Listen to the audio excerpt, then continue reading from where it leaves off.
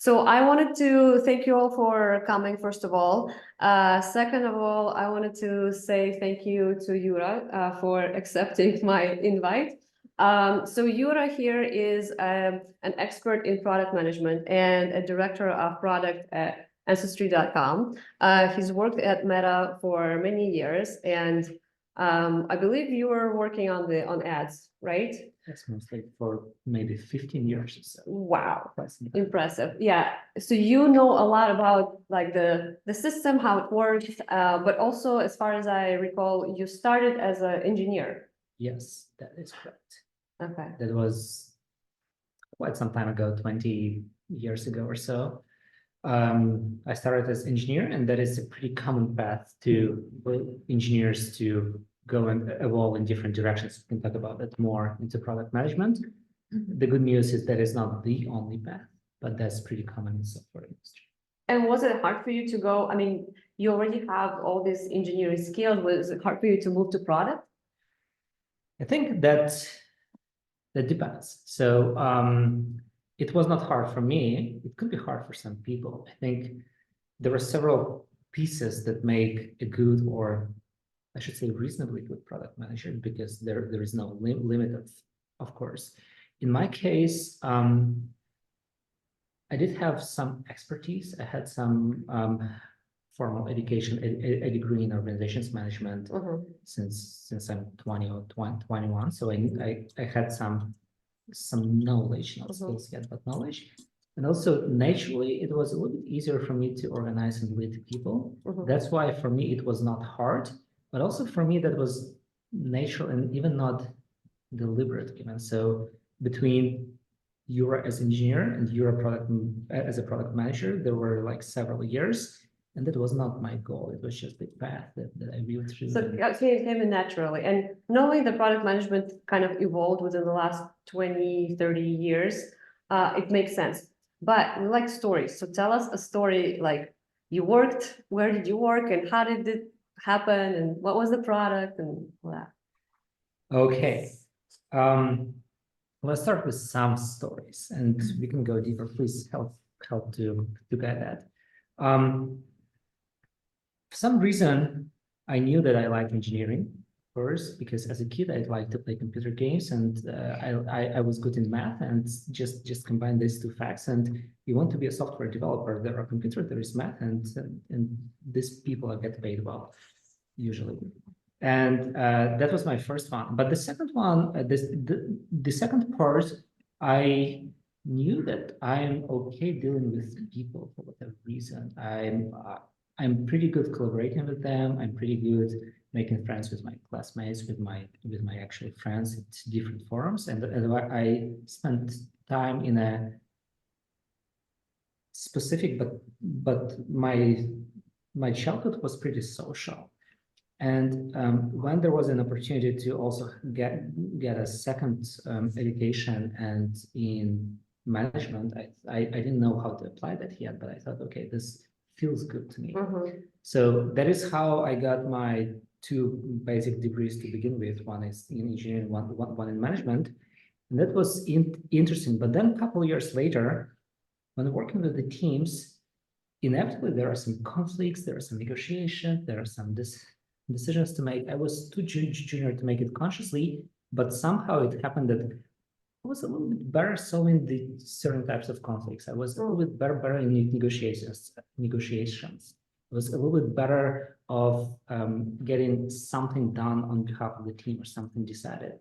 So that was my first small steps, but that's how I became leading teams first as an engineering lead, then as like architect. So the soft skills really helped you to kind of move to the product, because probably your leadership saw that you could not only like code and build, but you could actually connect the people to push them to do things. Yes, and at some point we'll talk about what kind of skills, a set of skills are useful for product manager. And in my mind, soft skills is one of 3, 4, 5 buckets that are super important, in addition to some other pieces as well.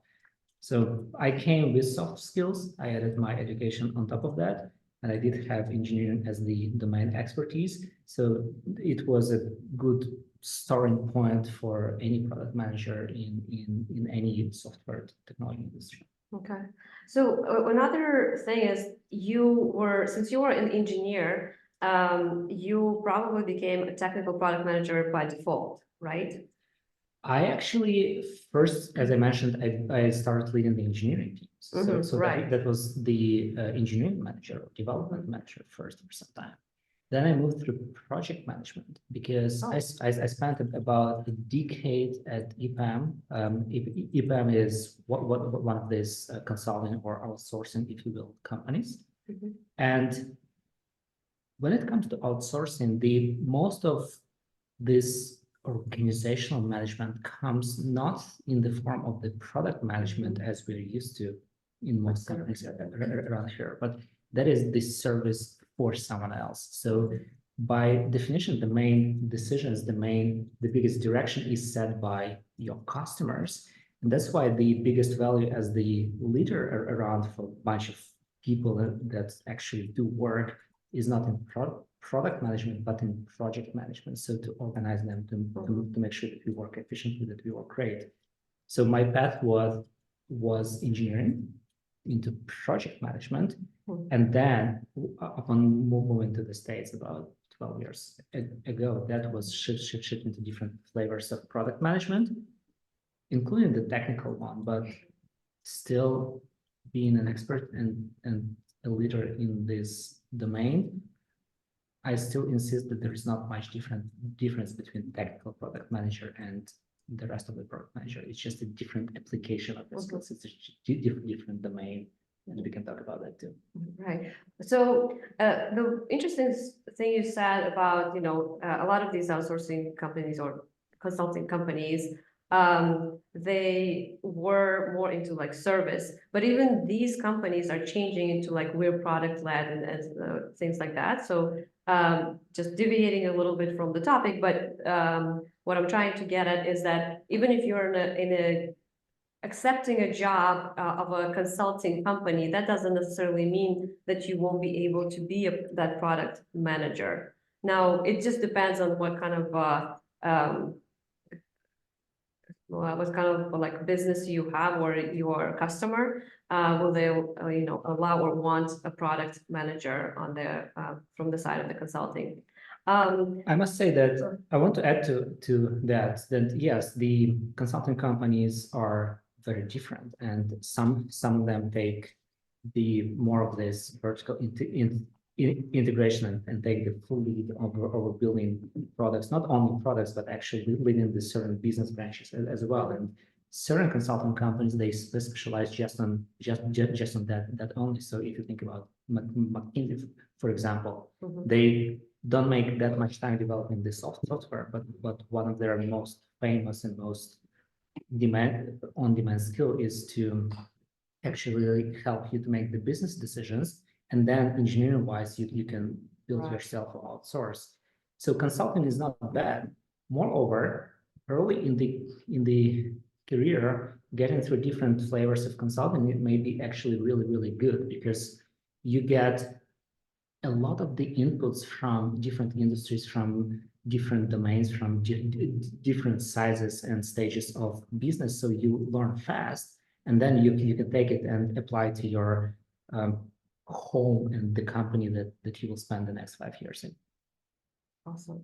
So I would say that a lot of people who are project managers or they're starting their career, when I talk to them, they assume that it is much easier if you're an engineer and you moved on to be a product manager. What were your challenges? Do you agree, disagree? And if you disagree, you got to prove it to us and tell us if you had any challenges at all. I would maybe argue that some engineers think that it is much easier to move into product from project management, actually. So it is, there's no right or wrong answer. But now let's get to this picture, and I'm trying to think in systems and You wanted to structures. say, you want to talk about the buckets, right? Like you have different talents as a product manager. Maybe Yes. this would help. Yes, that's exactly where I'm getting to. So to what is a product manager? This is the person who is responsible for the success of the product. So they need to set the direction, they need to lead, they need to organize people, and they need to get it done. What does that mean? What they actually need? What skills or experience should I have as a relatively successful product manager? The first one is expertise. You need to know something about stuff that you are building. If I'm product manager in building bridges, but I have no idea how bridge stands from bank A to bank B, I would be almost useless. If I'm a product manager in building software and machine learning applications, I need to know something about building software systems in general, the basic architectures or machine learning. If I'm a PM at Amazon at e-commerce, I need to know something about supply chain. You got the idea. You need to have some basic expertise to know what you're talking about in general. You don't have to be the best expert in the industry, but you need to work there, and you are the one making sure that the right decisions are made at the end of the day. So you need to know something about it. Expertise. The second one, out of this expertise, you should be able to actually define the direction for the product. So you need to understand the environment a little bit more, and you need to have skills to define what the product should be, and also all the way into more detailed and specific designs, how it should look like. So you understand what's going on. You can design or work with the designers to help you design what the product is. That's the second one. That's the product definition skills, if you will. The third one is actually people leadership skills, and that's where that soft component comes in. In all these pieces, you cannot work alone. You will not scale being alone. So you need to work with people. You need to influence them that your vision and your design is good. If you cannot design the product, you need to work with the designers to explain them your vision and why, and ask them to help you with the design. If you don't have enough expertise, you need to work with the experts, with the software engineers, for example, to explain you how that will work. But all of that is working with people and also convincing them that this is right. So this soft skill is the third very important bucket. So we do have expertise. Then I use expertise to define the product. I use soft skills to actually convince everyone else that this is the right definition and go along with me. The first part is the actual execution, is the sleeves up, boring work to actually get things done. And it usually takes, in my experience, the majority of the time, because you can define something within 3 months, but then spend 24 months to actually get it done. But this is the project management piece. Now back to your question. Engineering comes from number 1. Right. The project management comes from number 4. Soft skills are can get acquired everywhere else. Now we talked about the missing product definition and product design skills. You could come up with either of them. I don't think that the engineering makes it much easier because than project manager. Because with project manager, there's also a big overlap on the execution and on the soft skills as well. Project managers, they organize people, they influence all the time. So that said, maybe it is easier for project manager to learn something about the system design in the functional and the actual applied domain that we are working on and become product managers.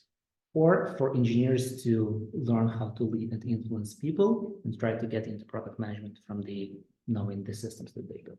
Okay, I will kind of turn a little bit here just to share my own experience, since it leads so perfectly to my story, because I actually went and I got my MBA in project management, right? So I started as a Scrum Master instead of project management, which I didn't, well, the position in 2014 or 13 was project manager. And I got there and it was IT department in LDS Church, which is Mormons. I was like, okay, let's do that. And it was honestly amazing to work with engineers. This is the time when I actually fell in love with like working with developers.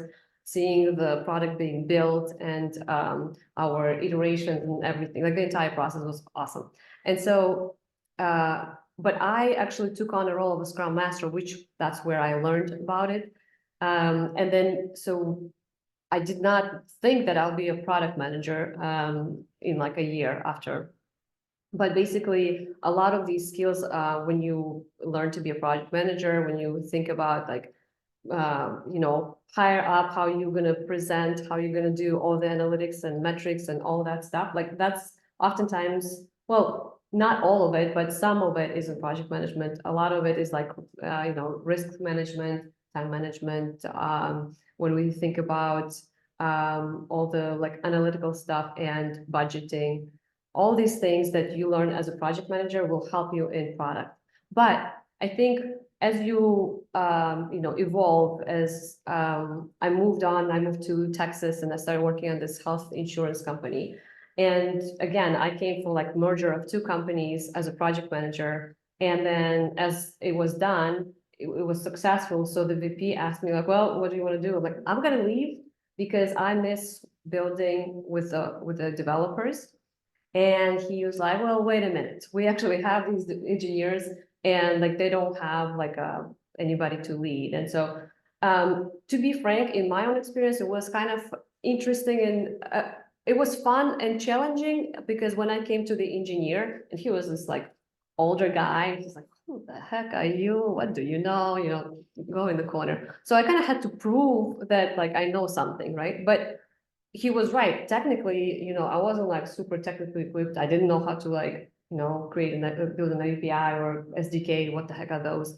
So, but I did learn. So you have to kind of, well, in my case, I had to kind of earn the respect that I bring a lot of value basically. So if you're just beginning, yeah, there are some areas where like, if you are lacking the knowledge, you have to push on the skills that you have because you all have your own pluses and like master, secret capabilities.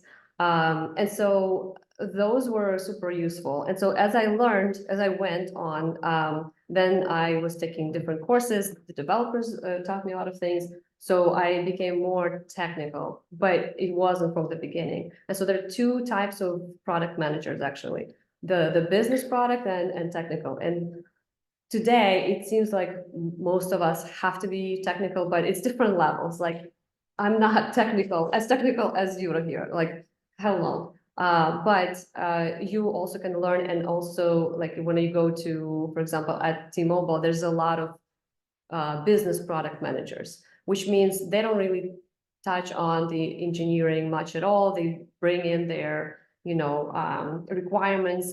It's more of like a product owner. If you look at Scrum and Agile, like a very generic, basic. So there are different stories, different ways. So if you are not an engineer, if you don't have all these technical skills, that doesn't mean that you're not good for product manager. So I just wanted to like tell you that. Okay, so I know that a lot of you have different questions and everybody is coming from different kind of areas, right? When it comes to courses or books or things like that, is there like other specific things that you would recommend if, for example, a person is, we'll start with a person who is just interested and they have, maybe were in marketing, maybe they were in operations, so like business operations in different fields, but they're just coming in. Other things you would be like, okay, you start with this. I would say, remembering this for pieces that you ultimately eventually need. So the expertise, product design, soft skills, and the execution itself. Hopefully you don't come out of nowhere, absolutely, but if you do, that is okay too, but choose one that you think that you're missing or missing the most, and do not go too deep. You just need to acquire some skills. You need to get something to be relatively comfortable-ish knowledge-wise, sorry, not skills-wise yet, because skills is applied knowledge, right? So just look somewhere and then go deeper as you will identify what else is missing here that I see on interview questions or job descriptions or something else. But just go to each of these sections and start with something. For example, when I talk about project management, there are a bunch of the not only books, but even YouTube videos and materials about the project management itself, about the execution, maybe about some of the common techniques that you hear around, like the agile and different styles of agile, how to choose one, how to lead teams in agile or something. When it comes to soft skills, this is about the conflict resolutions, negotiations, understanding people motivations, understanding emotions, and you can go all the way into these deeper books, like for example, emotional intelligence book or Thinking Fast and Slow, that are a little bit more complex, but give you deeper thinking if you want. Or you can just again watch the dozen of YouTube videos, and that would be a good start to begin with. So you do not need to read 25 books to become a PM. You will spend 2 years for that. That is way too long. So, and the same for if you miss the engineering, you want to understand something about designing the systems itself, and something about maybe intro to architecture design. I'm pretty sure there are courses on Coursera or LinkedIn Learning or somewhere else about the software engineering for product managers, or software engineering even for product marketing managers, for some adjacent functions that need to understand something. I would look there. I don't have those very specific books in mind because those that I read, they are either pretty old or actually a little bit deeper into that. But I'm happy if you have specific questions, I'm happy to share some quick opinion and just message me. So yeah, I have a few that I can recommend. Again, with courses, I agree, especially when you're starting from like zero, the videos online, just to figure out what the heck it is and is it actually interesting for you. One of the reasons why I love being a product manager is because it will never get dull. Like if for some reason it is dull, you can definitely switch to another product, to another company maybe, but we're always building, we're builders. And this is awesome. Like, physically it would be hard for me to build stuff, but here it's fun. And so one of the things that I noticed is that when you there's like a million of courses, how do you freaking choose out of them? And so there's some that are basic, and I think Udemy is good for the basics because then at least you're not paying a million. But then afterwards, I think you have to look into cohorts more because cohorts give you that experience. So while you're learning, you're also like getting to work with other team members. You actually get to experience what it would be like approximately, right? Especially if you don't have that experience in real life, if you don't have the PM project manager or product manager job today. I think it's more useful as well for your whoever wants to employ you, right? When they see on the resume that you actually built something with a team versus you took a course, I think it's much more useful. So yes, if you have a course from Ivy League, then yes, it's super useful. Like if you went to Stanford, whether it's bootcamp or full-on graduation, that's definitely helpful. But if you don't have that, then look into somewhere where you can practice it. Out of the books, I would really strongly recommend the series of Strategizer, and it's with Z-E-R, not Strategizer with S. And they have awesome slew of books where if it's business model canvas, for example, they will just hash it out to like details. They'll give you examples of different companies, Spotify, Xerox, whatever, like real companies, how it works, how you do this exercise, and like going through exercises is super useful. Building those like visions for the product, that's uber useful. So some of that. Oh yes, in one, like my favorite book out of product management so far still is Sacred Seven. It was actually written by these three PMs. One was in Meta at that point, another one was Microsoft, and the third one maybe at Google. And they have this amazing, they give you like theory, a case, and then like they give you awesome examples and like what is actually in reality like. And then even at the end of the chapter or like some of the exercise, they'll have a QR code within the book. So you like scan that and you watch a YouTube video that they put together for you. So amazing book, love it. So yes, I would those. like to add one more to that.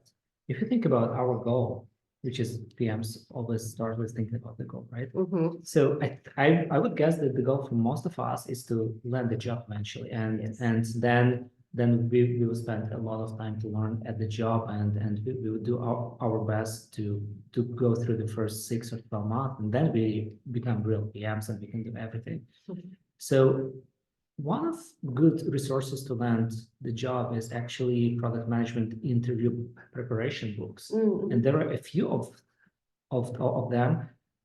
The one I remember is, I think it's called Product Management Interview Prep or something like that. But there are several of them. I think about maybe 6 or 8 different versions.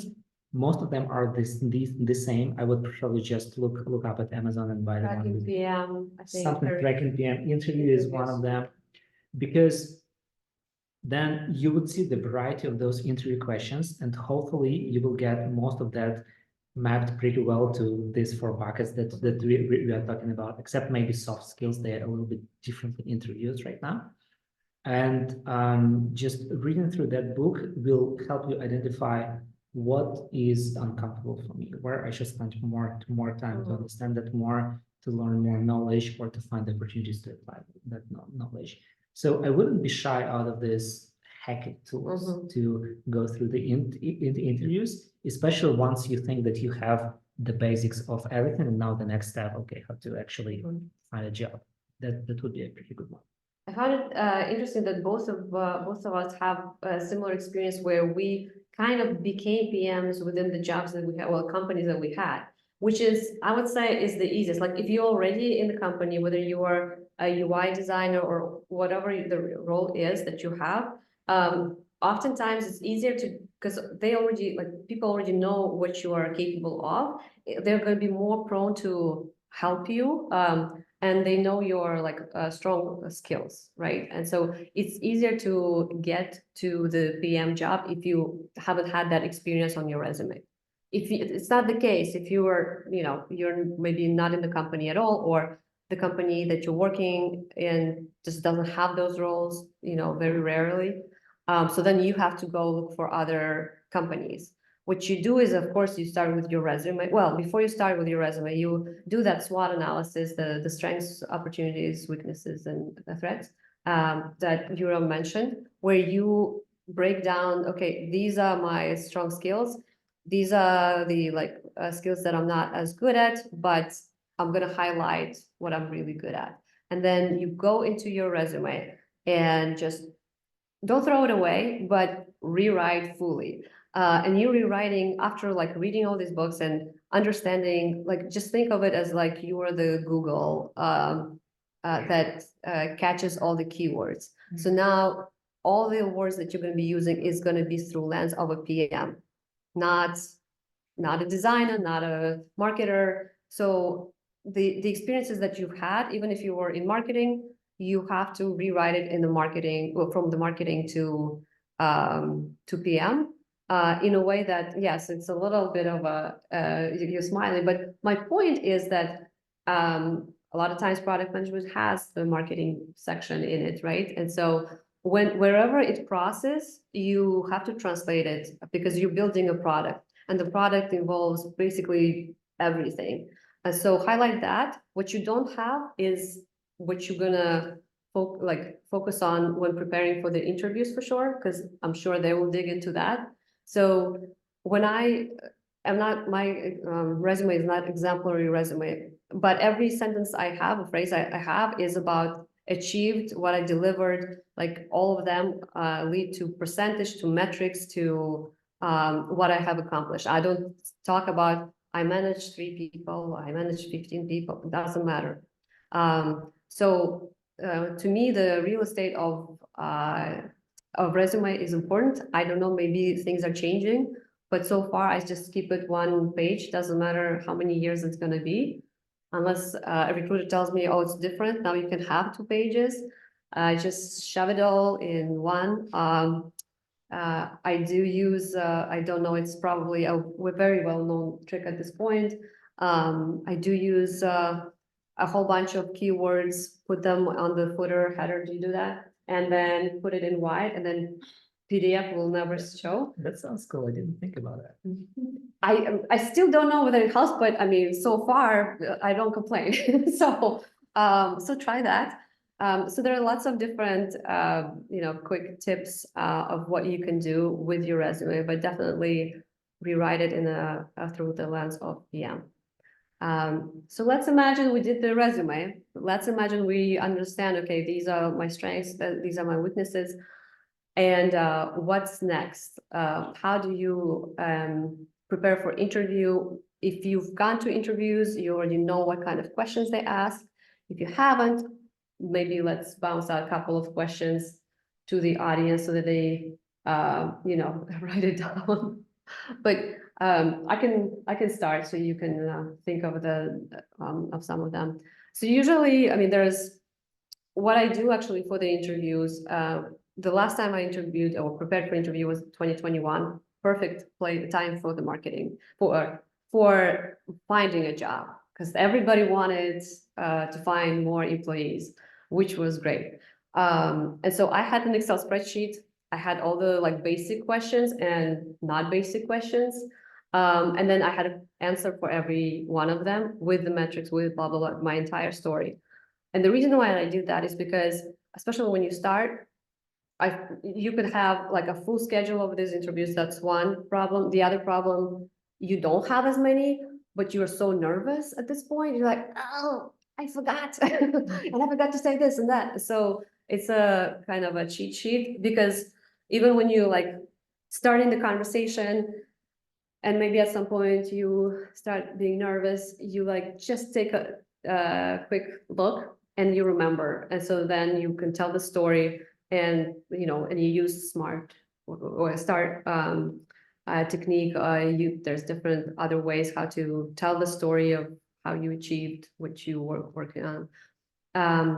But yeah, of course they will ask you about maybe your favorite product that you worked on. That's a simple one. They might ask you about, and so you need to tell that story and why. And while you're telling the story, you have to highlight what you did there, and all your talents, right? So that's an opportunity.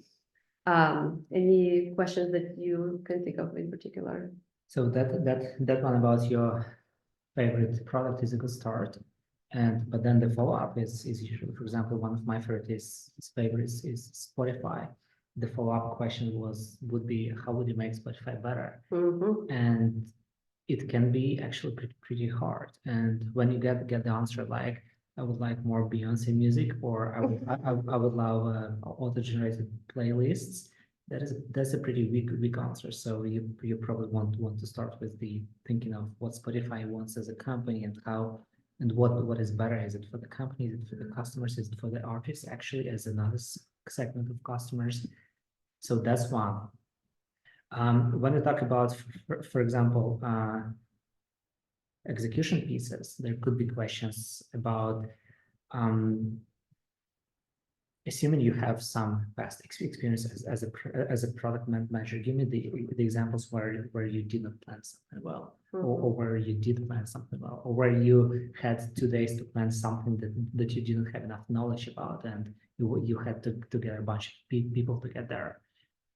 When it comes to the EQ questions or soft skills, then the good one is actually about your mistakes, about your growth areas, and not admitting your mistake is as bad point, maybe even worse than actually having some of the great achievements, because we all have big weakness areas, and we should know that. And even this year, I probably made a couple of mistakes within this last 24 days or so, and if I say no, everything is great and my team is working good, then my manager would think, okay, either Yura is blind to something or he doesn't want to disclose something, but in either case it is bad.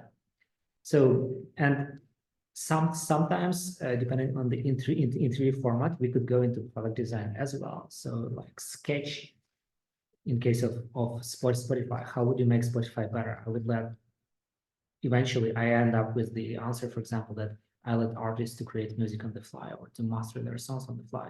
Okay, how that could look like. And now you get into actual design of the wireframes of on mobile app or iPad or the big monitor in the studio, depending on what customer journey I have in mind, where they are and how that could look like, how they could have their song that they work on for the last 4 months. And now how they could master and adjust that for Spotify in the environment and why, of course. So those are a couple examples, and there are thousands of questions, maybe millions, yeah. So you don't want to study all of them. You want to understand certain principles, certain frameworks, but also you want to be familiar with the variety. And that's why I'm talking about those interview preparation or correctly interview books, because they can give you a glimpse of what the variety of questions could be. And they all still go pretty much the same patterns eventually, because companies have just, I don't know, 3 interviews, 45 minutes each to evaluate whether you're a good PM for us or not. And we cannot go way too creative. And we also must keep that objective and fair for everyone else. That's why you would probably have kind of not exactly the same questions, but the same skills and the same parts evaluated in pretty much the same companies, because otherwise it would be very hard to make consistent decisions. So spend some time there, but yeah. Yeah, I wanted to add about like the interview questions and the answers that they expect.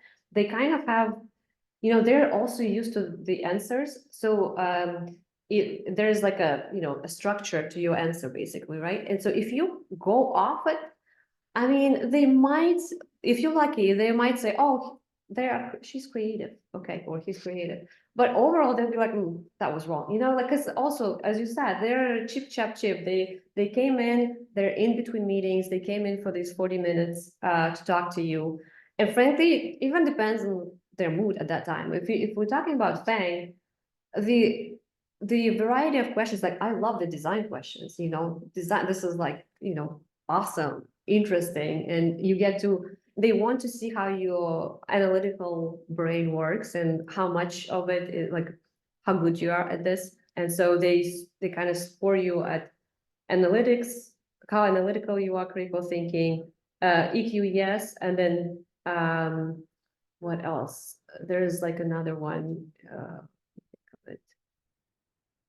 Yeah, technical. So some of these like categories definitely will be covered. I remember one question was asked, and I keep thinking about it. Some, you know, sometimes when we think about interview questions, this guy, I think it was Google.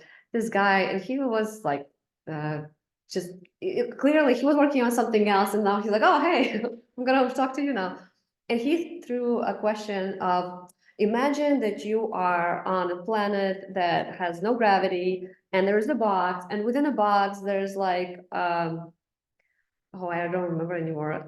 Oh, you could put anything within in that box, and you could extend the time or shrink the time. What would you put in that box?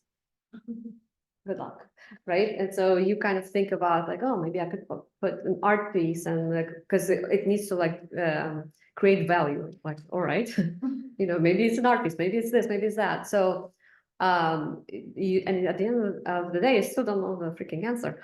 I'm sure there's many, and there is no one specific answer, right? Yeah, that's the point. Like even with the designer, like if they ask you, okay, well, I don't know, build something like maybe it's new taxis. Imagine Uber doesn't exist and they're actually asking you about that. If you were to start this whole analysis and like designing, you probably, maybe you would do an Uber, maybe you'd create something else, right? Now we already have this Uber in mind, but anyway, there's definitely a variety, and so don't freak out.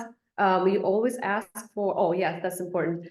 When they ask you a question, don't jump in. You ask for like, okay, let me, let me think about it. Can I have like 2 minutes? And again, on YouTube, I know you'll find there's a great channel where they give you examples of these interviews. That's super helpful. You can just start with copying them, and then you can build on. So yeah, so we are at what time is it? Sorry, I know that we're gonna go to, okay, so 7:43, and I know there are a bunch of questions. I can ask Masha, you had just one of the questions out of the ones that we haven't replied yet, answered. Maybe throw in a question to us. Well, so far, I think I have a question about internships, just in general, if there are actually internships for product management, those kind of roles, or it's just usually, because I'm in school right now, so I was wondering if there is something like that, you think, or it's Yes, they exist, and they exist in many medium to large size companies. So we used to have once at Meta. I actually hired probably 3 people that came out of interns through my 5 years there. We had one at Ancestry as well, but we paused that right now at this very moment. But the answer is there is. I think that right now, because of this recession in the macro economy, maybe there are a bit fewer, but there are. And honestly, if you don't even if you cannot find one in product management specifically, but can find something adjacent like product marketing or project management, unless you have really good reasons not to accept them, that could still be a pretty good start. It's definitely better than nothing, especially given that you still have some time in school and you can just gain some experience and then get to what you want down the road. If I can just ask one more question, if let's say the entry point for like management to go to product management at the end, what would be the actual start? It would be the TPM or the project management or Scrum Master. What is the good start to start in that? You don't say Any of there's those. in any of those. Okay. Yes, but it might be hard to find once you are, let's say, in project management or Scrum Master and you want to go into technical product management, it might be hard to find that job right in the market right away at the level that you want. So you probably will need to go one level down, or being a project manager whenever you are, or apply as a project management manager, and then have the horizontal transition within the company. Because otherwise you are saying that I don't have exactly these skills, but I want this job and this role at this compensation range. And assuming that company has the pool of candidates, they would say, well, this is great, but we'll get someone who has been a product manager in this role for a while. So just be a little bit modest, think with your vision in your mind, and it's okay to go like not exactly the most direct way, as long as it brings you kind of to the point where you want to be. Good question. Yeah, go ahead. First of all, thank you for this beautiful presentation, and Yura, thanks for sharing your knowledge and your experience. I have 2 questions. First one, as you mentioned, you as a product manager, you are responsible for the product, but still you don't have like direct authority, right? So how do you, maybe you can share like some stories. How did you manage to navigate the same plans? How you grew like this given your journey. And second one, regarding current market product management hiring, maybe you can share some insights on that as well. Sure, thank you. So the first one, yes, you should be able to establish authority, and there are different there are different frameworks that even define the authority and types of the authority. The most influential ones is the authority based on expertise, or so-called based on the reference, so that if someone else whom you trust says that Yura is cool, then you think, okay, Yura is an authority for me. So those two are the best, but there are others, and one is based on the title you play and based on the role you play. So that said, in any company, in any team, there's some default that is usually based on the company culture. And in some companies, product manager is the authority just by default, just because you're a product manager, you come into the room and have everyone like ears. And Ancestry is one of those companies. Even the data scientists or engineers who have been with the company for 15 years and know a lot more into building the ML products than me, they still expect me to make decisions. And sometimes I need to actually diminish my authority, saying, hey, no, can you please make the decision? And if you want me, I will support you. But in other cases like Meta, that is where these titles and levels, they are kind of not exactly that important by default. So that's where if you want to lead, and you must lead in order to actually set the direction and get the team, you need to establish authority. That's when you try to come in from the either expertise side or somehow with the small wins gave them something. With the specific example, I came to Meta, and there were this bunch of engineers. They all are awesome because it is hard not to be awesome when you're in that company. And they just look at me. The guy, he knows something about ads, but well, we are building a different ad systems, and Facebook ads is actually one of the biggest ads delivery systems in the world. So that's pretty complex. But I realized I need to become friends with these people. That's one. That's the emotional part and social part. But they also need to see me as an expert, not just an annoying guy who has own agenda. And one of my thing, I realized that I know something about engineering. So in my first couple of weeks, I came to engineering teams and said, hey, I want to learn more about how you work. Can I fix some bugs for you? They're like, Wow. write code. I said, well, maybe not that much, but maybe you have some annoying tasks that no one wants to do. Small ones, I cannot spend many hours, and I was able to solve some of them. I was not able to do everything, but that was a great step for me to explain, hey, I speak the same language-ish. I know something more, I know something less, but that is one of the specific examples where I came with the expertise line to spend my free time in order to establish part of this authority. That's really cool. The second question about the market, right now is not the best time, but it's not the worst either. If you look at the Facebook stock, it's almost 400 as of this morning, so it's the highest it's been ever. If you look at Microsoft stock, I think is the second peak compared to 2018 or something. So the companies are cautious. I don't think the economy is really bad, but the companies are cautious. They still hire sometimes. It's just less. The competition is higher, but you can spend some time getting your skills better. Maybe get some more patience. Get some plan B for another 6 months or so. But it's not that bad. I think it's just slower. It's not ideal. Not 2021. But we have seen worse times as well. Like for example, after 2008, that was much worse. That was a while ago, but that was much worse. Yes. Thank you. I can say that even today, they knock on your doors, on your virtual doors on LinkedIn. And I've had the conversations at Amazon and Meta as well. Granted, I feel, here's what I feel, and it's my personal opinion. I feel like right now they're trying to get more the buck, because everybody else feels that the economy is not so good. So now they do go for somebody who is more experienced, but also the workload is like crazy. And that has been my experience. So yeah, so I think it's still there. Like if they lay off 100 people, then they will bring back at least 30 probably. And so there is some churn. But yeah, I agree. I don't think it's as bad.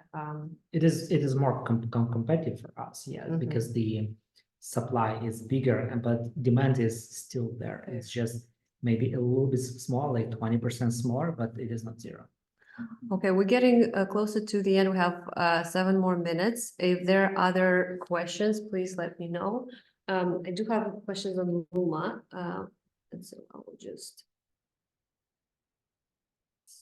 this. But yeah, if anybody has questions, please shoot them. And for me, it just, Oh, yeah, cool.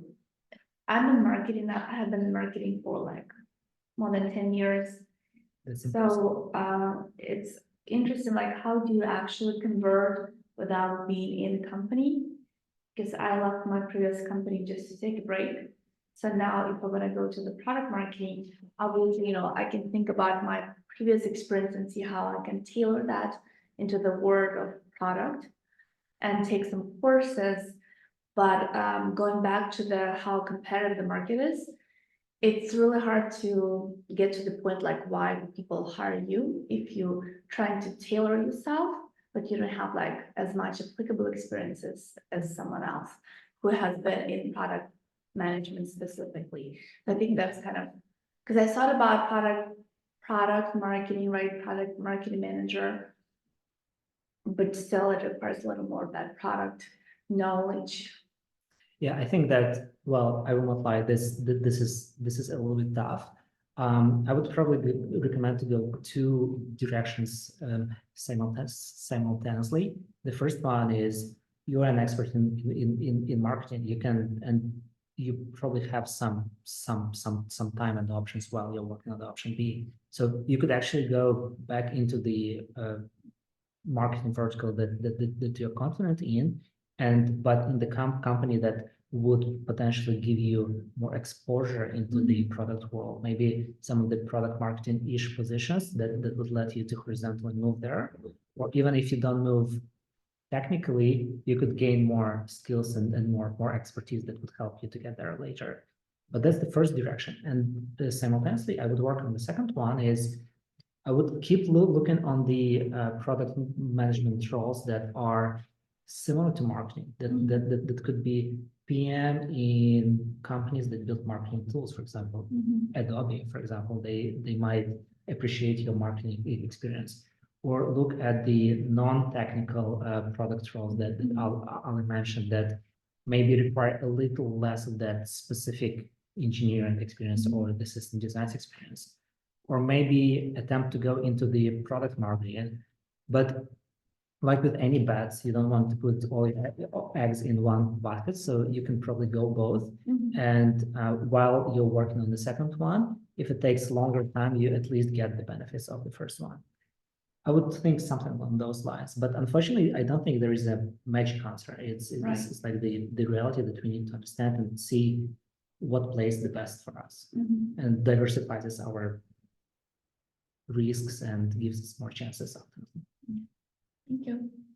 Yeah, I'd add on that it also depends on, do you have, you know, as a PM for you of your life, do you have a vision of where you want to be? Like, do you care which product, right? Because some people just want to get the experience, or like they will shoot everywhere. And some people are going like are passionate about a specific thing, right? Maybe it's ML, maybe it's something. Maybe this is computer game development. Getting back to my kids' years, right? There you go. Yeah. So of course, then you're looking into whatever way you can get into specifically into that field as well. I remember when I was doing the graduate, I would kind of almost volunteer for startups. I know it's not ideal, but I did work for a startup that actually ended up being something else later, which is, you know, you pivot, it's okay. But yeah, so that experience also helps. I think a lot of people who don't have that PM title in the resume, that already like kind of minuses you out. That's one. Second piece, for example, a lot of people from our community who are like Ukrainian or any other country that come in, suddenly it seems like unless they were in this huge company and they like achieved a lot, you feel like you need like at least one job that is in the US to kind of get over that hump. And so that's again, yeah, startups don't pay much, depending on the startup, actually.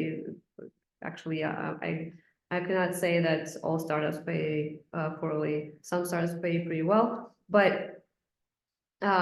yeah, just getting your foot in the door, if you don't have that experience, buckle up and get that experience, even if it pays less. And one more thing is, I would say you probably want to fake your CV a little bit as well. You want to, if you think that you have some knowledge, you can find something that looks and feels like that, and just change how it's written on the CV. Honestly, given that your goal is to land a certain job and to get some certain experience, anything that helps you to kind of get there, put your foot in the door, would be good. So I would play dirty in this case as well if you need to. McKinsey actually calls it reframe. Right. Yes. It actually goes along with the question, Masha, you had about the fact that you see that most of companies are asking 5+ years of experience. When it comes to that, that doesn't necessarily mean all these 5 years you had the PM title, right? Did you do portion of the job that a product manager does? If yes, you can, describe those things that you were doing, so that and achieving, not doing, achieving. So, yeah, well, thank you so much. I'm gonna pause here because it is up Thank you. to time. Thanks everybody who joined. I think maybe there's one more question. Oh, there's a big question. Is there a realistic way to become a PM if I have experience as a chief officer on the vessel? For me, on one hand, everything what you said sounds familiar and clear, but I can understand that it is completely different, or better to find anything familiar with previous experience. Okay. I cannot answer what is better because that is your life choice. But I have seen people who came to different product jobs from military jobs that are probably, that sounds like that in my mind. And as a chief officer on a vessel, you probably lead people. You know how to collaborate with people. Even if you use slightly different tools, it's still working with them. Hopefully, you know how to manage projects as well. You still need some other pieces. So you either need to get into project management and learn on the job how to move horizontally, or you want to spend some time learning about system design and some basics of software engineering and try to find some of the entry-level product manager job with this unique combination of skills. Again, it will not be easy, but almost no one, with the very few exceptions, becomes a product manager out of the university. So we all have different journeys and paths to get here, and maybe you would need a little bit more interviews and a little bit bigger, longer explanations in the first couple of minutes. But there will be companies and the interviewers who will listen to your experience. And if you have most of those knowledge and skills, you will have the interview and eventually you will get a job. But now the question is, how can you get those missing pieces of the domain skills and the product design skills that you probably did not have that much at Vessel? So I would think this, along these lines, you have to get there, and then you can try, and that might work.